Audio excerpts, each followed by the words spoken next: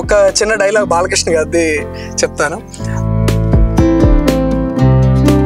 నీ ఊడు నడిబొట్లో చూసుకుందామా, ప్లేస్ నువ్వు చెప్పినా సరే నన్ను చెప్పమన్నా సరే. మిమిక్రీ ఎందుకు నేర్చుకోవాలనిపించింది మీకు? మాకేంటంటే ఎంతసేపు కూడా ఒక సెక్యులర్ గా జాబ్ తెచ్చుకోవడం దాని మీదే. తెలుగుదేశం పార్టీ కార్మికుడి కంటి మంట నుండి పుట్టింది.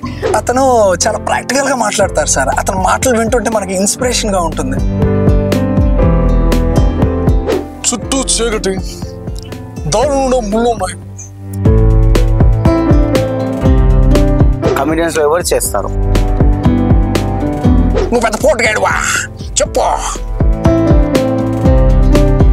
ఇంత టాలెంట్ ఉన్న మీరు ఇప్పటి వరకు ఎందుకు జాబ్ చేసుకుంటూ మాత్రమే ఉంటున్నారు?